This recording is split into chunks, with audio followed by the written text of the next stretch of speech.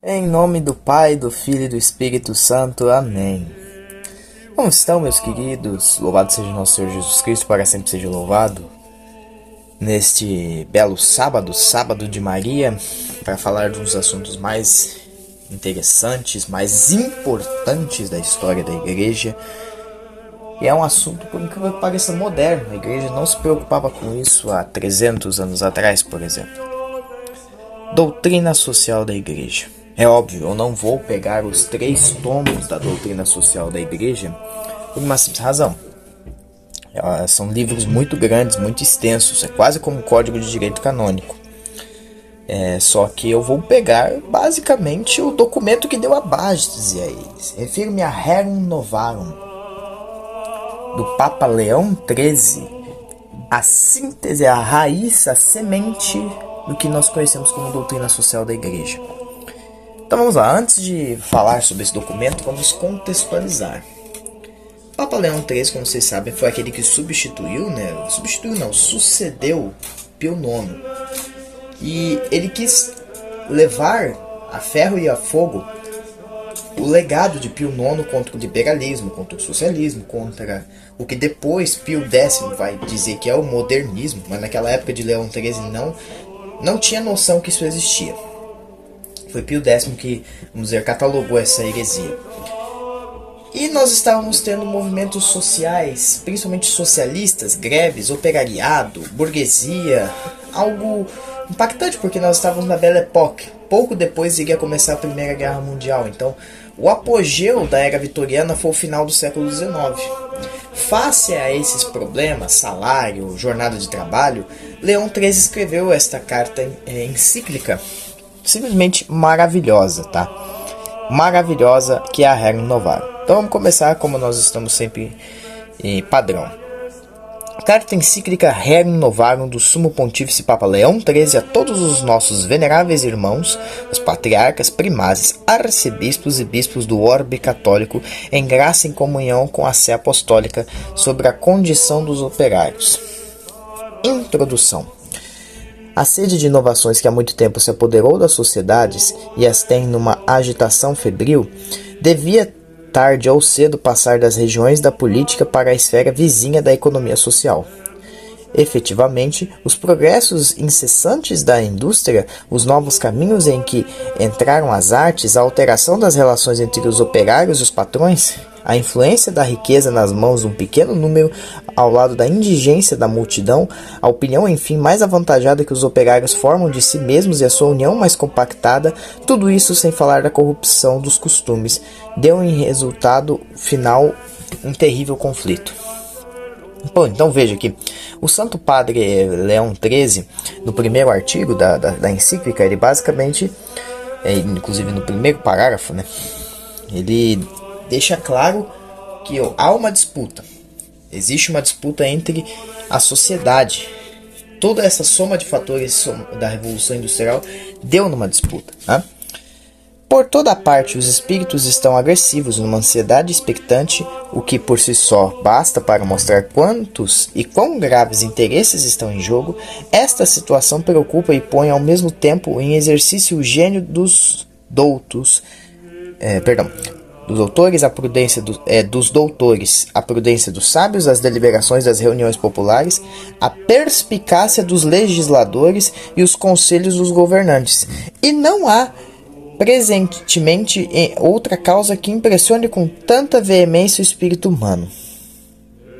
Então aqui ele fala que essa disputa é algo que, vamos usar um termo leigo, deixa os cabelos arrepiados de todas as classes da sociedade, em especial os mais inteligentes e o governo. Como vamos solucionar esse conflito que o mundo está enfrentando? Lembre-se, esta carta foi escrita em 1891, 15 de maio, se não me engano. De 1891. Os problemas dela parecem tão atuais. Mas lógico, tem sim partes que estão ultrapassadas e vocês vão perceber, óbvio. É por isto que, veneráveis irmãos, o que em outras ocasiões temos feito para o bem da Igreja e da salvação comum dos homens, em nossas encíclicas sobre a soberania política, a liberdade humana, a Constituição cristã dos Estados e outros assuntos análogos, refutando segundo nos pareceu oportuno as opiniões errôneas e falácias, o julgamos dever repetir hoje pelos mesmos motivos, falamos-vos das condições dos operários. Já temos tocado nesta matéria muitas vezes, quando se nos tem proporcionado o ensejo, mas a consciência do nosso cargo apostólico impõe-nos como um dever tratá-la nesta encíclica mais explicitamente e com maior desenvolvimento, a fim de pôr em evidência os princípios de uma solução, conforme a justiça e a equidade. O problema nem é fácil de resolver, nem isento de perigos. E difícil efetivamente precisar com exatidão os direitos e os deveres que devem ao mesmo tempo reger a riqueza e o proletariado, o capital e o trabalho. Por outro lado, o problema não é sem perigos, porque não poucas vezes homens turbulentos e astuciosos podem desvirtuar-lhe o sentido e aproveitar-no para excitar as multidões e fomentar desordens. Então aqui, neste parágrafo, o Papa Leão XIII coloca basicamente um questionamento sobre o papel da Igreja face a esses problemas e como ela tem que dar uma resposta, a resposta verdadeira, imune das falácias de sindicalistas e falácias de patrões, de exploradores, de trabalhadores, de socialistas, que eles usam dessas falácias, dessas mentiras, por ambos os lados, para fomentar multidões e causar tumulto. E ele fala que a Igreja tem que estar acima disso. Basicamente esse parágrafo é isso, tá? Essa encíclica aqui, diferente da que nós estamos acostumados, nós tivemos a encíclica Humanae Vitae, ela não tem capítulos, tá? Ela só tem os subtópicos, tá? Causas do conflito, esse é o segundo subtópico, depois da introdução. Artigo 2. Em todo caso, estamos persuadidos, e todos concordam nisto, de que é necessário, com medidas prontas e eficazes, vir em auxílio dos homens das classes inferiores, atendendo a que eles estão, pela maior parte, numa situação de infortúnio e de miséria imerecida. O século passado destruiu, sem as substituir por coisa alguma, as corporações antigas, que eram uma proteção, os princípios e o sentimento religioso, que era uma proteção, os princípios e o sentimento religioso desapareceram das leis e das instituições públicas, e assim, pouco a pouco, os trabalhadores, isolados e sem defesa, têm se visto, com o decorrer do tempo, entregues à mercê de senhores desumanos e à cobiça de uma concorrência desenfreada. A usura voraz veio a agravar ainda mais o mal. Condena muitas vezes pelo julgamento da Igreja, não tem deixado de ser prática sob outra forma por homens ávidos de ganância e de insaciável ambição. A tudo isto deve acrescentar-se o monopólio do trabalho e dos papéis de crédito, que se tornam o quinhão de um pequeno número de ricos e de opulentos, que impõe assim um jugo quase servil à imensa multidão dos proletários. Então aqui basicamente o Santo Padre Leão XIII expressa uma sensação que o mundo teve pós-Revolução Industrial. Que os trabalhadores não tinham amparo nenhum. Naquela época não se sonhava com direitos trabalhistas. Não existia direito trabalhista. O pessoal saiu do campo, foi para a cidade. Lógico, na cidade tinham condições de vida melhores do que no campo daquela época. Só que se sentiam desamparados, não tinham ninguém para recorrer a uma ajuda, não tinham. As leis dos países começaram a se tornar cada vez mais laicas. Lembre-se, mais ou menos Pio VII, se eu não me engano, a Revolução Francesa. Pio VII e anterior a ele, me esqueci qual era o Papa. Revolução Francesa, as eras napoleônicas, nós tivemos igualdade, fraternidade, liberdade. Liberdade, igualdade, fraternidade, o lema da Revolução Francesa. Nós tivemos a Revolução Americana, estados laicos surgindo, sem o amparo, muitos governados pela própria burguesia, né? O problema não é acumular riqueza, o problema é desamparar a maior parte do povo sofrido, o povo trabalhador, o operariado, que infelizmente se sentiu abalado face à situação daquele tempo. É isso que o Santo Padre expressa aqui, nas causas do conflito. Nesse terceiro subtópico, a solução socialista. Artigo 13. Os socialistas, para curar este mal, instigam nos pobres o ódio invejoso contra os que possuem e pretendem que toda a propriedade de bens particulares deve ser suprimida, que os bens do indivíduo qualquer deve ser comum a todos e que a sua administração deve voltar aos municípios ou para o Estado mediante esta transladação das propriedades e esta igual repartição das riquezas e das comodidades que elas proporcionam entre os cidadãos lisonjeam-se de aplicar um remédio eficaz aos males presentes. Mas semelhante teoria, longe de ser capaz de pôr termo ao conflito, prejudicaria o operário se fosse posta em prática.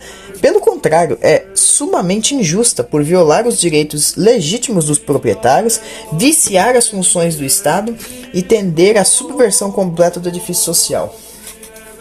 Mas ele foi profético aqui. Ele disse, e naquela época, não sejamos anacrônicos, tá, gente? Muitos movimentos socialistas surgiam na Europa daquela época, na América também, mas principalmente na Europa, com o desejo realmente de querer mudanças sociais para os trabalhadores. Nós não tínhamos uma experiência prática do marxismo. Tínhamos, na Guerra Franco-Prussiana, Paris se tornou uma comuna, a Comuna de Paris, né, um estado comunista, só a cidade de Paris, por se eu não me engano, 3 meses. Mas foi uma experiência catastrófica. Paris estava sob cerco dos alemães. Não teve como nós termos termos uma experiência concreta das teorias de Marx. Então naquela época era algo novo. Mas aqui o Santo Padre já disse, e ele profetizou o que aconteceu na União Soviética e o que acontece em todo o regime marxista desde 1917. Olha aqui, o monopólio do trabalho dos papéis de... li o parágrafo errado. Pelo contrário, é sumamente injusta por violar os direitos legítimos dos proprietários, ou seja, o proprietário, às vezes, ele é legítimo naquilo que ele tem. Ele trabalhou, lutou para conquistar alguma coisa, né? Não é algo, ele é injusto, não. Viciar as funções do Estado, ou seja, inchar o Estado, deixar tudo concentrado na mão do Estado, tender para a subversão completa do edifício social, ou seja, quebrou toda a cultura, quebrou toda a sociedade, que foi o que basicamente aconteceu na União Soviética, o que acontece hoje, cultura woke, todas essas bobagens que a esquerda trouxe. Só um ponto do parágrafo anterior, também ele fala dos bancos, tá? Monopólio da moeda nos bancos. 1, 2, 3, 4. 4 subtópico, a propriedade particular, 4º artigo. De fato, como é fácil compreender, a razão intrínseca do trabalho empreendido por quem exerce uma arte lucrativa, o fim imediato visado pelo trabalhador, é conquistar um bem que possuirá como próprio e como pretendendo-lhe porque se põe à disposição de outrem as suas forças e a sua indústria. Não é evidentemente por outro motivo senão para conseguir com que possa prover a sua sustentação e as necessidades da vida e espera do seu trabalho não só o direito ao salário, mas ainda um direito estrito e rigoroso para ele usar como entender. Portanto, se reduzindo as suas despesas, chegou a fazer algumas economias e se para assegurar a sua conservação as emprega. Por exemplo, num campo torna-se evidente que esse campo não é outra coisa senão o salário transformado.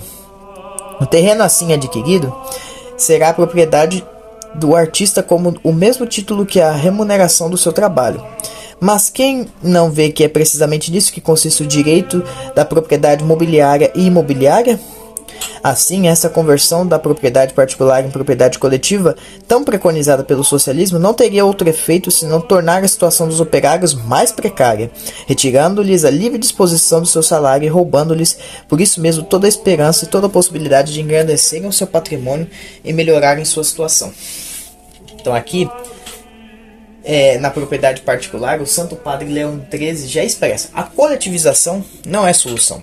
Você vai tirar a liberdade dos trabalhadores de acumularem capital para melhorarem de vida. Você vai melhorar as condições, vai tirar dos trabalhadores a oportunidade de tentar economizar das suas despesas, ele mesmo das suas despesas, para comprar um terreno, para comprar uma casa. Cara, isso em 1891. E a União Soviética nos mostrou, principalmente no governo Khrushchev, mas aconteceu no Stalin também, os soviéticos moravam em apartamentos, eles não tinham casas, assim, só o alto escalão da União Soviética, e olha lá que tinha alguma mansão. Stalin tinha uma mansão, Beria tinha uma mansão, então é meio complicado, né? Quinto artigo, mas e isto parece ainda mais grave. O remédio proposto está em oposição flagrante com a justiça, porque a propriedade particular e pessoal é, para o homem, de direito natural. Direito natural. Há efetivamente, sob este ponto de vista, uma grandiosa diferença entre o homem e os animais destituídos de razão.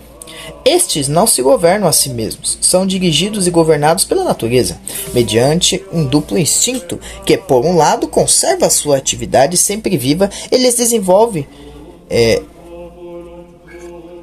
as forças. Por outro lado, provoca e circunscreve ao mesmo tempo cada um os seus movimentos.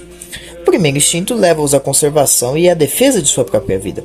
O segundo, à propagação da espécie. E este duplo resultado obtém-no facilmente pelo uso das coisas presentes e postas ao seu alcance. Por outro lado, seriam incapazes de transpor esses limites, porque apenas são movidos pelos sentidos e por cada objeto particular que os sentidos percebem. Muito diferente é a natureza humana. Primeiramente, no homem reside em sua perfeição toda a virtude da natureza sensitiva, e desde logo lhe pertence, não menos que esta, gozar dos objetos físicos e corpóreos. Mas a vida sensitiva, mesmo que possuída em toda a sua plenitude, não só abraça toda a natureza humana, mas é-lhe muito inferior e própria para lhe obedecer e ser-lhe sujeita. O que em nós se avantajar,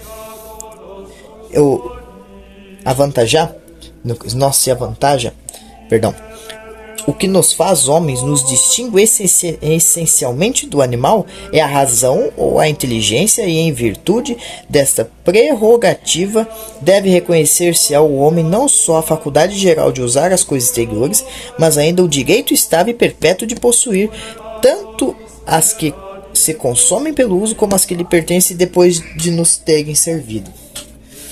Aqui o Santo Padre vai falar da propriedade privada. Parece até um tabu, tem gente que não aceita, mas a propriedade privada é sagrada.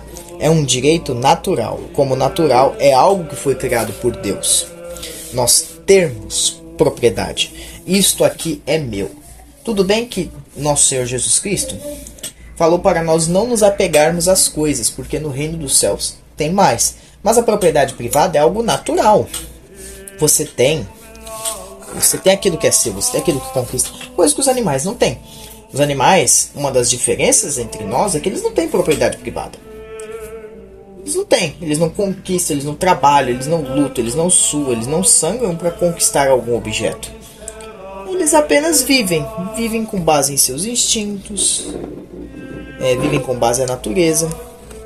E aqui ele vai até no finalzinho especificar a propriedade privada que acaba, provavelmente ele quer dizer, por exemplo, comida, um perfume, alguma coisa que vai acabar, e outra coisa que mesmo depois de ser usado ainda continua tendo serviço. Por exemplo, um terreno pode não ter nada lá, mas é seu, ninguém tem direito de mexer. Isso já quebra completamente a propriedade improdutiva. Meu filho, é de um dono. Se o dono não quer fazer nada, problema do dono. Não sei porque ele deixou aquilo lá vazio, mas é problema dele, né? E basicamente essa é a ideia desse parágrafo. Agora continuando.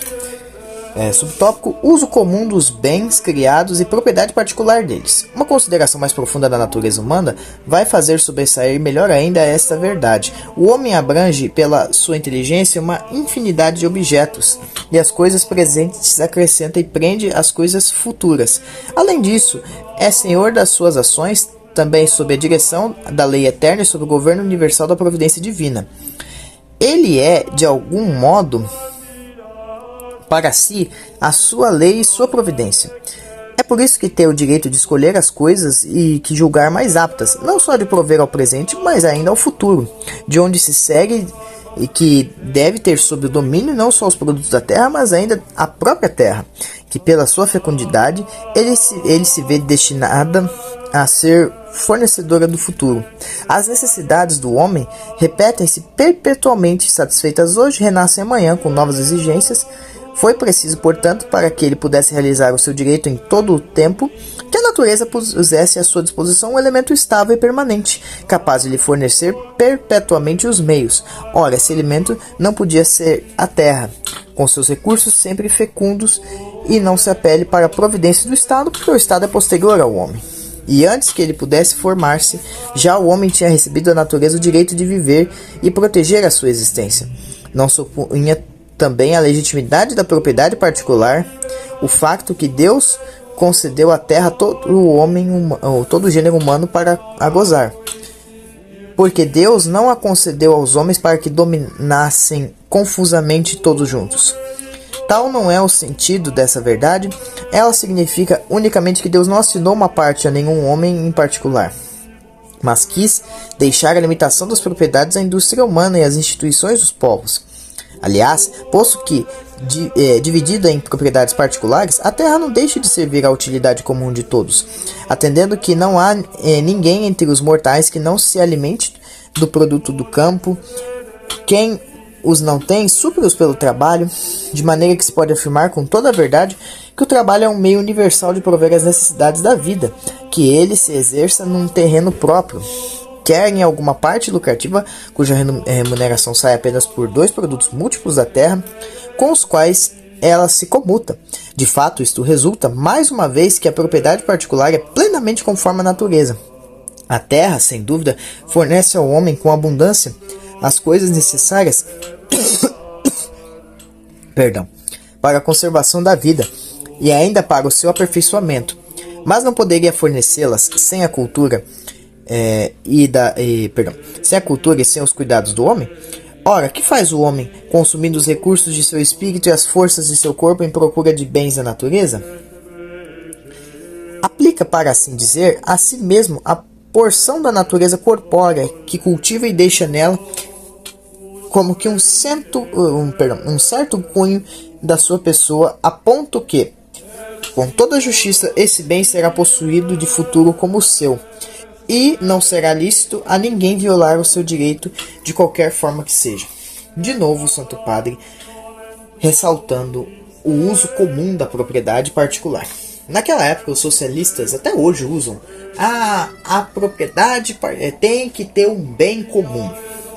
Ele mesmo diz, o uso particular de uma terra já é um bem comum para todos. Um agricultor que tem uma fazenda produzindo comida vai ser bom para todo mundo. Não tem que ficar sendo de todos, porque ele mesmo diz, Deus não criou o mundo assim, é tudo de todos. Não. Só você vê o Antigo Testamento. Nós tínhamos um rei, nós tínhamos povo, nós tínhamos comerciantes, e Deus nunca negou isso, ele negou abusos.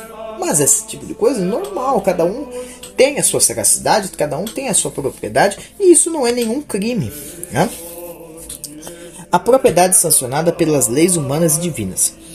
A força destes raciocínios é de uma evidência tal que chegamos a admirar como certos partidários de velhas opiniões podem ainda contradizê-los, concedendo sem dúvida ao homem particular o uso do solo e os frutos do campo, mas recusando-lhe o direito de possuir, na qualidade de proprietário, este solo em que edificou, a porção de terra que cultivou. Não veem, pois, que despojam assim esse homem do fruto do seu trabalho? Por quê?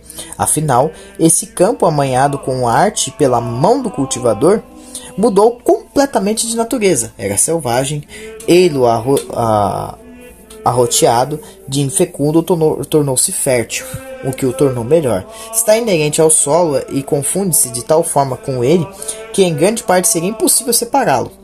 Suportaria a justiça que um estranho viesse então e atribuir a esta terra banhada pelo suor de quem a cultivou? Da mesma forma que o efeito segue a causa, assim é justo que que o fruto do trabalho pertence ao trabalhador. Olha aqui. Aqui ele vai falar sobre a hipocrisia. Hipocrisia dos partidários, principalmente aquele mais lembra os de esquerda. Ora, uma pessoa tem uma terra, uma terrinha, produz maçã. Isso parece louvável. Ela usa desses frutos, ganha o dinheiro e enriquece? Ah, não, isso é um problema. Ela aumenta o tamanho da família? Ah, não. Então é basicamente o que acontece hoje com muitas lideranças de esquerda. Isso é problemático. Nós estamos a favor do pobre, mas enquanto ele for pobre, se o pobre melhorar de vida, aí complicou. Por quê? Porque não é interessante para nós termos um pobre melhorado. Ele não serve como massa de manobra política. Ele não vai servir mais para os nossos programas assistencialistas de governo. Então aqui ele vai apontar essa hipocrisia, tá? É, pois, com razão que a universalidade do gênero humano, sem se deixar mover pelas opiniões contrárias de um pequeno grupo, reconhece, considerando atentamente a natureza, que nas suas leis reside o primeiro fundamento da repartição dos bens e das propriedades particulares. Foi com razão que o costume de todos os séculos sancionou por uma situação tão conforme à natureza do homem a vida tranquila e pacífica das sociedades. Por seu lado, as leis civis que recebem seu valor, quando são justas da lei natural, confirmam este mesmo direito e protegem-no pela força. Finalmente, a autoridade das leis divinas vem por-lhe o seu selo, proibindo sob pena gravíssima, erro de impressão, até mesmo o desejo do que pertence aos outros. Não desejarás a mulher do próximo, nem a sua casa, nem o seu campo, nem o seu boi, nem a sua serva, nem o seu jumento, nem coisa alguma que lhe pertença. Então aqui ele vai falar sobre a universalidade secular da propriedade privada. Algo que, se você olhar uma apostila de história dos nossos jovens, lá em Egito Antigo, vocês vão perceber que eles tentam colocar que a propriedade privada foi inventada desde a época do Egito Antigo, que é uma mentira. Sua casa é sua casa, suas coisas são suas coisas. Não é de ninguém. E isso passou para a lei civil. A lei civil protegeu. E se você comparar com as leis divinas, isso é inclusive até um mandamento de Deus. Não cobiçarás a mulher do próximo e nem coisa alguma do próximo. O que é do próximo é do próximo. É diferente da frase de Stalin: o que é meu é meu, o que é vosso é questionável. Então, não cobiçarás as coisas alheias. Ponto.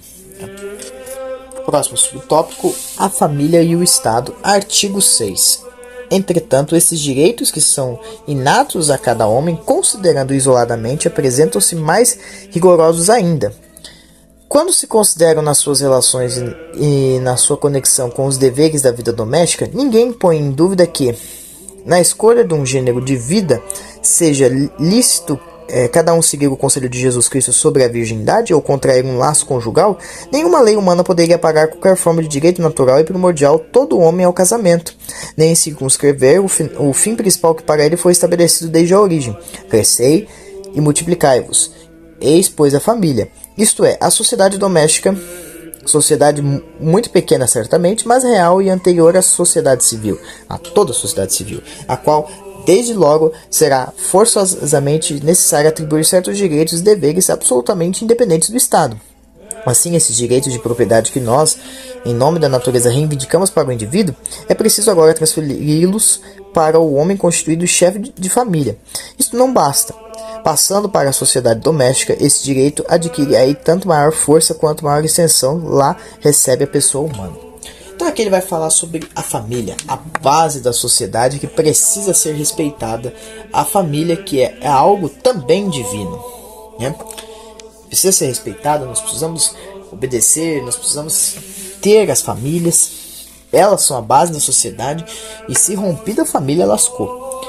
A natureza não impõe somente ao pai de família o dever sagrado de alimentar e sustentar os seus filhos. Vai mais longe, como os filhos refletem a fisionomia de seu pai e são uma espécie de prolongamento da sua pessoa.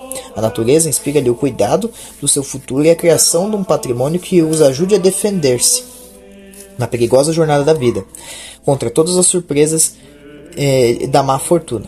Mas esse patrimônio poderá ele criá-lo sem aquisição e aposta de bens permanentes produtivos, transmitir-lhes por via de herança? Não é que ele gera dúvida sobre todo o legado do pai é passado para os filhos, mas e o patrimônio? Pode ser por via de herança? Assim como a sociedade civil, a família, conforme atrás dissemos, é uma sociedade propriamente dita, com sua autoridade e seu governo paterno, e é por isso que sempre, indubitavelmente na esfera que lhe determina o seu fim imediato, ela goza para a escolha e o uso de tudo que exigem a sua conservação e exercício de uma justa independência de direitos pelo menos iguais ao da sociedade civil. Pelo menos iguais, dizemos nós, porque a sociedade doméstica tem sobre a sociedade civil prioridade lógica e uma prioridade real, de que participam necessariamente dos seus direitos e dos seus deveres, e os indivíduos da família, entrando na sociedade, nela achassem, em vez de apoio, um obstáculo, em vez de proteção, uma diminuição dos seus direitos. Dentro em pouco a sociedade seria mais para se evitar do que se procurar. Aqui, basicamente, ele vai falar que a família ela é mais importante que a sociedade civil, e os direitos e deveres das famílias deveriam ser prioridade. Famílias fortes e bem estruturadas formam uma boa sociedade civil. E aqui ele fala, entretanto, nós estamos tendo um problema, inclusive hoje nós vivemos muito isso, que a sociedade civil é terrível. Não dá para se ter inspiração de família lá. Terrível. E chegamos num ponto que é o contrário. Nós estamos perdendo direito na família. Nós estamos perdendo direito, nós estamos perdendo deveres da família, nós estamos perdendo a noção do que é a família. Desrespeito, né? Querer, pois, que o poder civil invada arbitrariamente o santuário da família é um erro grave e funesto. Certamente se exige a algures uma família que se encontre numa situação desesperada e que faça esforços vãos para sair dela. É justo que, em tais extremos, o poder público venha em seu auxílio, porque cada família é um membro da sociedade. Da mesma forma, se existe um lar doméstico que seja teatro de graves violações dos direitos mútuos, que o poder público intervenha para restituir a cada um os seus direitos. Não é isto usurpar as atribuições dos cidadãos, mas fortalecer os seus direitos, protegê-los e defendê-los como convém. Todavia, a ação daqueles que presidem o governo público não deve ir mais além. A natureza proíbe-lhes ultrapassar esses limites. A autoridade paterna não pode ser abolida, nem absorvida pelo Estado. São, de certa forma, uma extensão da pessoa, e para falar com justiça, não é imediatamente por si que eles agregam e se incorporam na sociedade civil, mas por intermédio da sociedade doméstica em que nasceram. Porque os filhos são naturalmente alguma coisa de seu pai, devem ficar sob a tutela dos pais até que tenham adquirido livre-arbítrio. Assim, substituída a providência paterna pela providência do Estado, os socialistas vão contra a justiça natural e quebram os laços da família. É aqui que ele dá um checkmate nos socialistas, em quem quer abolir o direito de herança à família principal. O Estado só deve intervir em casos de emergência. Por exemplo, vamos matar a mulher. Estão estuprando a criança. Estão negando a aposentadoria. Aí a família intervém. A família está passando necessidade, está passando fome. Aí o Estado intervém, casos extremos. Agora, sobre criação de filho, sobre educação, é coisa da família. Isso não é direito do governo, porque o governante de lá já foi de uma família. A família é a base principal da sociedade e é um cristal que não pode ser quebrado, e que nós infelizmente estamos vendo isso nos nossos dias. Uma coisa que o Leão XIII alertou, que é uma coisa dos socialistas, concentrar no governo, e hoje nós queremos tudo concentrar no governo. O comunismo, princípio de empobrecimento. Artigo 7. Mas além da justiça do sistema, vence todas as suas funestas consequências a perturbação em todas as classes da sociedade, uma odiosa e insuportável servidão para todos os cidadãos, porta aberta a todas as invejas e todos os descontentamentos, a todas as discórdias, o talento e a habilidade privados de seu estímulo e, como consequência necessária, as riquezas e instâncias na sua fonte.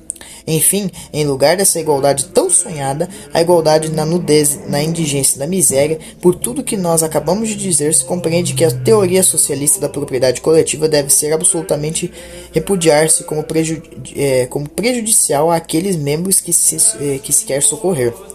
contrária aos direitos naturais dos indivíduos, como desnaturando as funções de Estado e perturbando a tranquilidade pública. Fique, pois, bem assente que o primeiro fundamento a estabelecer por todos aqueles que querem sinceramente o bem do povo é inviolabilidade da propriedade particular. Expliquemos agora onde convém procurar o remédio tão desejado. Que maravilhoso, é que ele dá um comunismo é empobrecimento, você vai destruir a sociedade, você vai condenar ela à miséria. Isso em 1891, não existia regimes comunistas naquela época, era só baseado na teoria do que Marx escreveu, que se comprovou a prática na União Soviética. Olha que maravilhoso, que é perturbação social. O que os comunistas mais fazem hoje do que se não encher o saco das pessoas? É basicamente isso. Leão 13, eu te amo. A Igreja e a questão social. Artigo 8. É com toda a confiança que nós abordamos nesse assunto e em toda a plenitude do nosso direito, porque é esta questão de que se trata aí de tal natureza que, se não apelarmos para a religião e para a Igreja, é impossível encontrar-lhe uma solução eficaz. Ora, como é principalmente a nós que estão confiadas a salvaguarda da religião e a dispensação do que é do domínio da Igreja, calarmos-nos seria, aos olhos de todos, trair o nosso dever. Certamente uma questão dessa gravidade demanda ainda de outros sua parte de atividade e de esforços, isto é, dos governantes, dos senhores e dos ricos, e dos próprios operários, de cuja sorte se trata.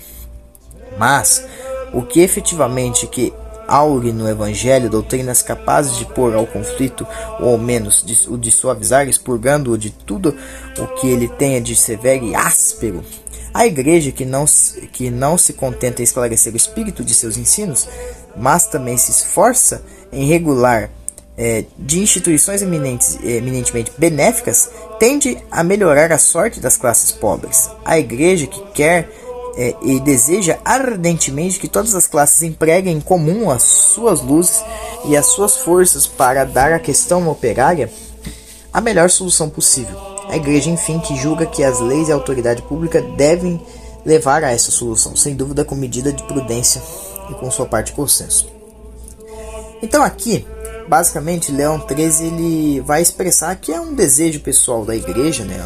É um desejo da Igreja manter, querer solucionar o problema, querer encontrar alguma coisa, querer deixar tudo estabilizado, porque é algo realmente delicado, é uma situação delicada. E a Igreja, como mãe e mestra da verdade, tem inclusive o papel de manter as coisas estáveis, né? A Igreja é o pilar, a coluna, é o sustentáculo da verdade.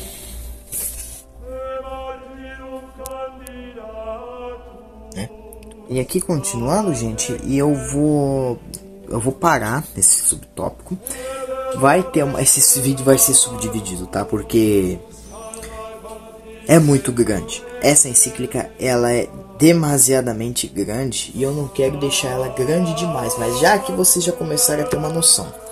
Ele no resto da encíclica vai falar sobre a posse, a dignidade do trabalho, comunhão de bens, o magistério da Igreja. É muito grande e é muito linda, mas vamos então para esse o subtópico e nós vamos finalizar, depois nós vamos continuar, né, de onde nós paramos. Muito bem, não há luta, mas concórdia das classes. Uma puxadinha aí para a luta de classes, né? Não é luta, é concórdia. Artigo 9. O primeiro princípio a pôr em evidência é que o homem deve aceitar com paciência a sua condição. É impossível que na sociedade civil todos sejam elevados ao mesmo nível. É sem dúvida isto que desejam os socialistas, mas contra a natureza todos os esforços são em vão. Foi ela realmente que estabeleceu entre nós as diferenças, tão múltiplas como profundas diferenças de inteligência, de talento, de habilidade, de saúde, de força, diferenças necessárias, donde nasce espontaneamente a desigualdade das condições. Essa desigualdade, por outro lado, reverte em proveito de todos, tanto na sociedade como nos indivíduos, porque a vida social requer um organismo muito variado e funções muito diversas, o que leva precisamente os homens a partilharem esta função. É principalmente a diferença das perspectivas condições. Pelo que diz respeito ao trabalho em particular, o homem, mesmo no estado de incoerência, não era destinado a viver na ociosidade, mas ao que a vontade teria abraçado livremente como exercício agradável a necessidade que lhe acrescentou, depois do pecado, o sentimento da dor imposto como uma expiação. Então aqui só abrindo parênteses. No parágrafo anterior, literalmente Leão XIII vai dizer: desigualdade é normal, faz parte. Leigo e ledo aquele que acha que a desigualdade é algo terrível. Não, faz parte. Nós somos desiguais, nós não somos iguais. E as pessoas podem usar da sua desigualdade para alguma coisa. Às vezes uma pessoa tem uma sagacidade nos negócios e acabou ficando mais rica, porque ela sabe vender. Às vezes uma pessoa tem uma desigualdade no pensamento de raciocínio matemático e ela se torna um grande cientista. Às vezes não fica rica, mas os seus trabalhos são reconhecidos pela humanidade. Por exemplo, Tesla, que não era matemático, era físico, né? Mais para parte da física. Então, física não, invenção, engenheiro. Então veja, são coisas diferentes, isso faz parte. A desigualdade não deveria ser um problema. Então, continuando. A terra será maldita por tua causa. É pelo trabalho que tirarás com que alimentar-se todos os dias da vida. O mesmo se dá com todas as outras calamidades que caíram sobre o homem. Neste mundo, essas calamidades não terão fim nem tréguas, porque os funestos frutos do pecado são amargos, acres, acerbos, e acompanham necessariamente o homem até o derradeiro suspiro. Sim, a dor e o sofrimento são apanágio da humanidade, e os homens poderão ensaiar tudo tentar para os banir, mas não o conseguirão nunca, por mais recursos que empreguem, por mais forças que para isso desenvolva. Se há quem, atribuindo-se o poder fazê-lo, prometa ao pobre uma vida isenta de sofrimentos e de trabalhos, toda de repouso e de perpétuos gozo. Certamente engana o povo e lhe prepara laços onde se ocultam para o futuro calamidades mais terríveis que a do presente. O melhor partido consiste em ver as coisas tais quais são, e como dissemos, em procura um remédio que possa aliviar nossos males.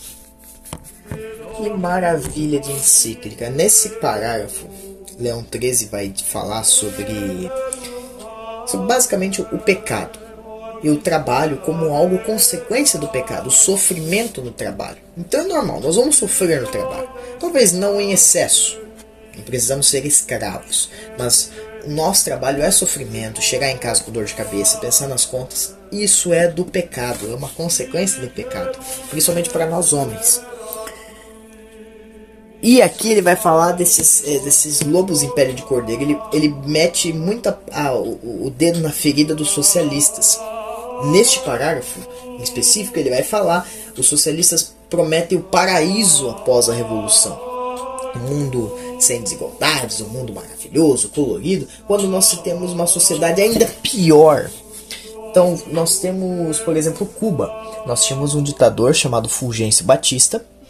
Esse ditador de caráter endireitado, como muitos gostam de chamar, apoiado pelos Estados Unidos, matou uma quantidade X de pessoas. Embora os números sejam questionáveis, porque quem forneceu os números de mortes do Fulgêncio Batista foi o próprio Fidel Castro. Se não me engano, 2.000 mortos. E o próprio Fidel, que foi o ditador. Ele foi derrubado numa revolução.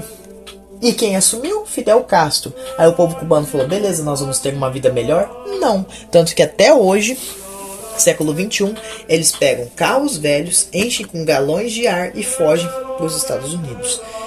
Então assim, trocou 6 por meia dúzia, ou até 6 por 3. Coisa pior. União Soviética, de novo, volto. China, maoísta, terrível. Camboja, então, os exemplos estão aí. Um lobo em pele de cordeiro está aí. O erro capital na questão presente é crer que as duas classes são inimigas natas uma da outra, como se a natureza tivesse armado os ricos e os pobres para se combaterem mutuamente num duelo obstinado. Isto é, uma aberração tal que é necessário colocar a verdade numa doutrina contrariamente oposta.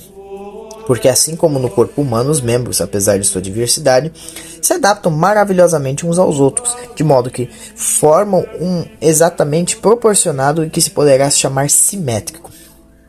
Assim também na sociedade, as duas classes estão destinadas pela natureza a unirem-se harmoniosamente e a conservarem-se mutuamente em perfeito equilíbrio. Elas têm imperiosa necessidade uma da outra. Não pode haver capital sem trabalho, nem trabalho sem capital. Aqui o Santo Padre, né, o nosso querido Vigário de Cristo, ele vai fazer outro puxão de orelha. Os socialistas falam que toda a história, isso é a análise, é o materialismo histórico de Karl Marx. Toda a história ela não foi desenvolvida com base em ideias, ideologias, grandes líderes, mas sim na disputa de classes. E aqui Leão XIII faz uma crítica maravilhosa. Ele falou, teria Deus então criado o mundo só para ter uma disputa de classes? Armado os ricos contra os pobres? Não. A sociedade é harmoniosa. O rico precisa do operário. E o operário precisa do rico. O rico tem o dinheiro, tem a sagacidade, tem a sensação de a vontade de arriscar, funda a empresa e paga as contas, paga o salário. Enquanto o operário tem a força do trabalho ou a força técnica para oferecer um serviço que o rico precisa. Vamos ao patrão, o proletário, o funcionário, o colaborador. É um equilíbrio, a sociedade precisa ser um equilíbrio. Mas os socialistas querem quebrar o equilíbrio, para eles isso é um problema.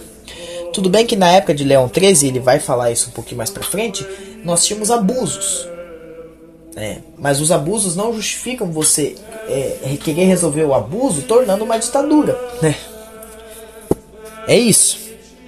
A concórdia traz consigo a ordem e a beleza. Ao contrário de um conflito perpétuo, só podem resultar confusão e lutas selvagens. Guerra civil, revolução. Ora, para dirimir este conflito e cortar o mal na sua raiz, as instituições possuem uma virtude admirável e múltipla.